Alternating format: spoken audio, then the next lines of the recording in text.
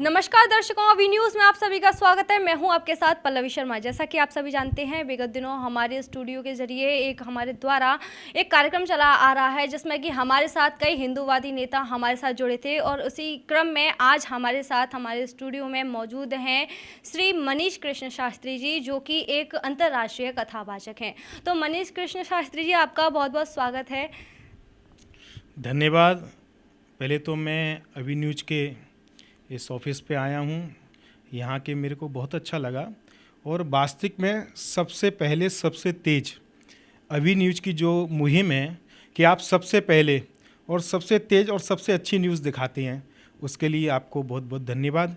और मैं पल्लवी जी आपको बहुत बहुत धन्यवाद देना चाहता हूँ। आपने यहाँ मेरे को बुलाया, आपका बहुत बहुत धन्यवाद है। तो मनीष जी, जैसा कि सुनने में आया है और आपने बताया कि आपको अयोध्या से एक निमंत्रण पत्र मिला है जिसके जरिए कि आगामी 22 जनवरी को प्राण प्रतिष्ठा महोत्सव होने जा रहा है, उसका आपको एक कार्ड मिला है। तो उसके बारे में ज़रा हमारे दर्शकों को बताइए। देखिए, ऐसा है कि इस समय हर हिंदू की और हिंदू अपितु ये समझिए विदेश में हमारे जितने भी सनातनी भाई बहन हैं या हमारे भारत में, सबकी एक लालसा है कि हम भगवान श्री राम के प्राण प्रतिष्ठा महोत्सव को अपनी आँखों से देखना चाहते हैं। तो उसमें से इतने लोगों को नहीं बुलाया जा सकता है, तो मंदिर राम जन्मभूमि मंदिर तीर्थ ट्रस्ट ने कुछ व्यक्तियों को बुलाया है। ऐसा मेरे को ज्ञात हुआ है कि पूरे भारत में से सारे भारत में लगभग सब कुल मिला के 7,000 व्यक्तियों को ही बुलाया गया है। और बड़े हर्ष का विषय है कि लगभग आज 500 वर्ष के बाद में भगवान श्री रामलला एक नए भव्य मंदिर में विराजमान होंगे। और मैं एक बात आपको बताऊं, भगवान राम ने जब रावण को मार दिया था तो शंकर जी वहां दर्शन करने आए, तो उन्होंने कहा, नाथ जवै कौशलपुरी होई तिलक तुम्हार, कृपा सिंधु में आउ देखन चरित उदार। तो राम पूर्ण ब्रह्म परमात्मा है, हमारी आस्था है राम, हमारे प्राण हैं राम, हमारे सर्वस्व हिंदुत्व के आधार भगवान श्री राम हैं। तो हम संत महात्मा कथावाचक धर्माचार्य हिंदूवादी अपितु पूरे भारतवर्ष के जितने भी सनातन धर्म को मानने वाले हैं बड़े प्रसन्न हैं, बहुत खुश हैं कि 500 वर्ष के बाद भगवान श्री रामलला एक नए मंदिर में विराजमान होंगे। वो मेहनत 500 वर्ष की मेहनत आज सफल हुई है। तो जैसा कि आपने बताया कि ये सारा क्रम हम सभी को बताया है, तो इसमें आप ये बताइए कि आपको एक कार्ड मिला है, क्या आपके पास वो है, समय मौजूद है? उसको हमारे दर्शकों को दिखाइए, उसकी क्या रूपरेखा है, क्या दिशा निर्देश है, वो हमारे दर्शकों को दिखाइए कि जिससे वो जाने कि कहाँ वहाँ अयोध्या से कैसा निमंत्रण मिला है, कैसा कार्ड है, वो हमारे दर्शक देखना चाहते हैं। देखिए, ये अयोध्या से प्राप्त हुआ है जिसमें कोड नंबर है 4660 और नाम दिया गया है। इस कार्ड की विशेषता ये है कि जिस व्यक्ति को बुलाया है वो ही इसमें प्रवेश पा सकता है, ये हस्तांतरित नहीं हो सकता है।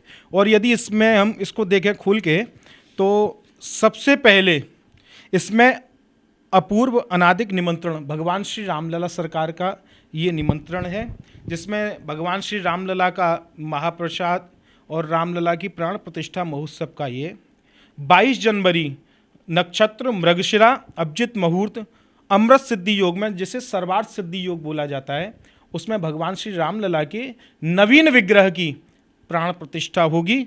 और उसमें जो भी आयोजित हमारे सम्माननीय हमारे देश के यशस्वी प्रधानमंत्री जी का आगमन होगा, उनके द्वारा भगवान श्री रामलला की प्राण प्रतिष्ठा होगी। उसके पीछे कालकृत्य बताया गया है कि कितने सालों के संघर्ष के बाद में आज ये शुभ दिन आया है कि भगवान श्री राम का भव्य वहाँ मंदिर बना है, उसके बारे में कालकथ्य दिया गया है।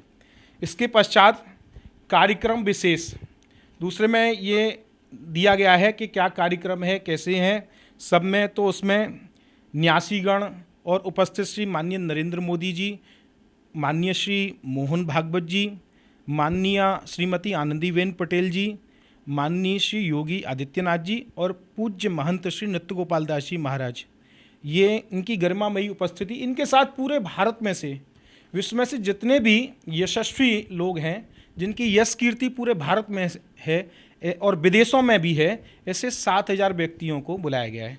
उसके बाद संकल्प, ये पुस्तक इसके साथ में है, जिन्होंने तन मन धन अर्पण करके भगवान श्री रामलला के भव्य मंदिर के लिए अपना सहयोग दिया, उनके बारे में यहाँ सब दिया गया है। सबसे पहले भगवान रामलला सरकार की फ़ोटो है, राम लक्ष्मण जानकी भरत शत्रुघ्न हनुमान जी। प्रभु की कृपा भयो सब काजू, जन्म हमार सुफलबा आजू, नाथ पवन सुत कीन जो करनी, सौ सौ मुख न जाय सो भरनी, ऐसी चौपाई दी गई है। तो ये संकल्प एक पुस्तक भी इसके साथ में है। जिन व्यक्तियों को ट्रस्ट ने बुलाया है, राम मंदिर ट्रस्ट ने, उन व्यक्तियों को सबसे पहले व्हाट्सएप पे सूचना दी गई।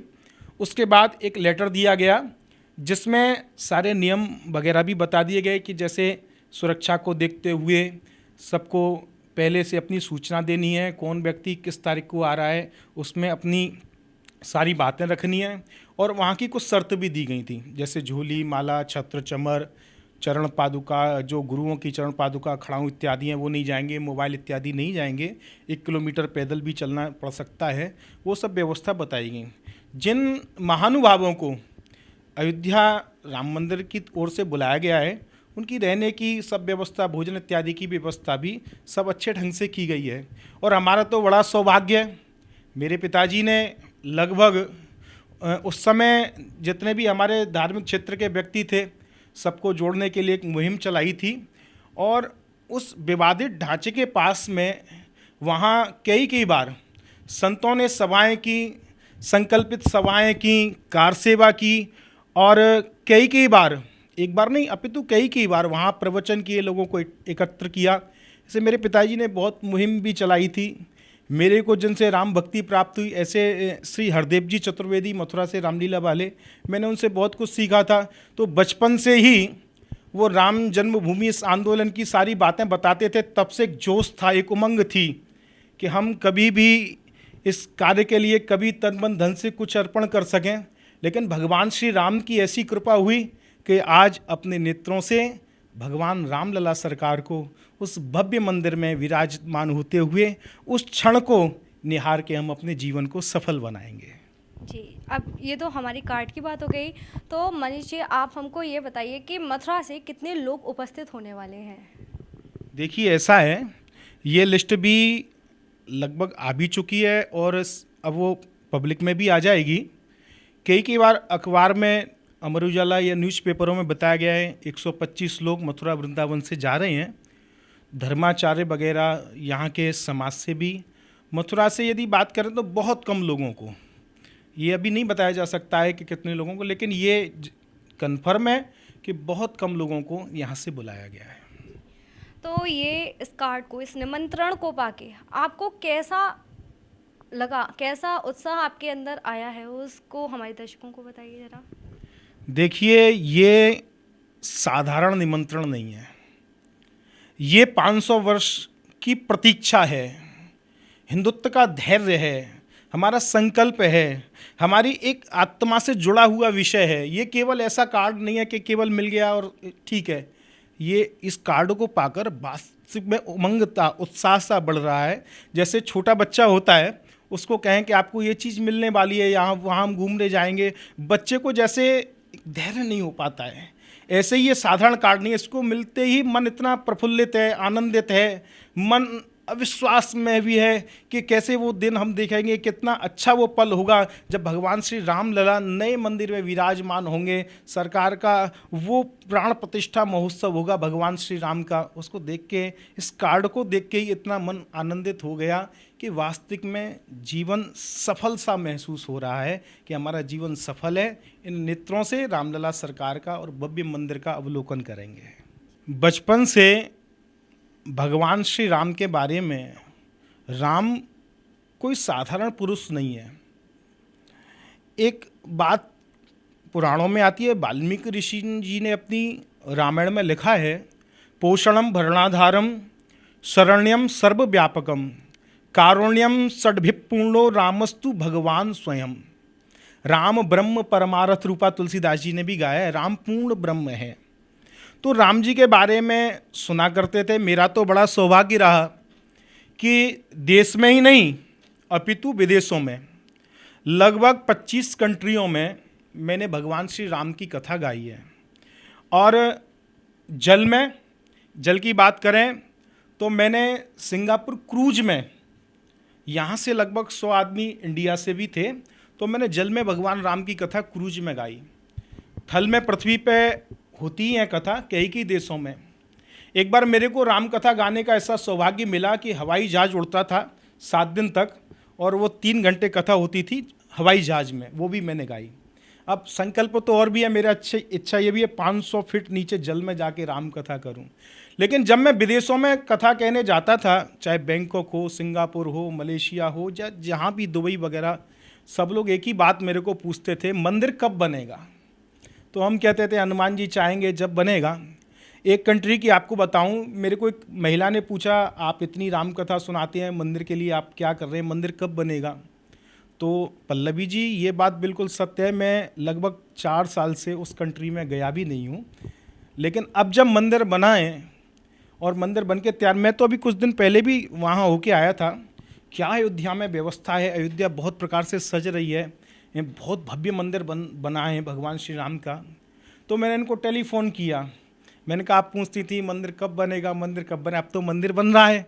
तो उन्होंने मेरे को कहा कि अब आप आइए और पेरिस में भगवान श्री राम की कथा होगी, तो 22 जनवरी के बाद मैं उनको डेट दूंगा, और संभवतः है मार्च में पेरिस में भगवान श्री राम का यह जो मंदिर बना है, इसकी खुशी में, इसके से प्रसन्न होके वहाँ के लोग भगवान श्री राम का गुणगान सुनेंगे, और मेरे को सौभाग्य वहाँ जाके फिर राम कथा करेंगे। विदेशों में भी सब लोग उत्साहित हैं, उमंग। जब से मैंने अपना कार्ड लोगों को बताया, हमको निमंत्रण मिला है, तो सब लोग पूछ रहे हैं आप कब जाएंगे, कैसे आपका जाने का कार्यक्रम है, कब तक रहेंगे, क्या कार्यक्रम है, सब लोग पूछ रहे हैं और सब बहुत आनंदित हैं। तो जैसा कि मनीष जी ने बताया, उनको एक निमंत्रण पत्र मिला है, अयोध्या से ये निमंत्रण मिला है, जिसको जो भी लोग सुन रहा है वो यही कह रहा है कि हाँ हमको भी अयोध्या जाना है। सभी के अंदर एक राममय माहौल बना हुआ है, पूरे देश विदेश हर जगह राम जी के उद्घोष के साथ पूरी दुनिया झूम उठी है, पूरे देश में राम जी की जय जयकार हो रही है। तो इसी के साथ हमारे साथ बने रहिए, देखते रहिए अभी न्यूज़। धन्यवाद।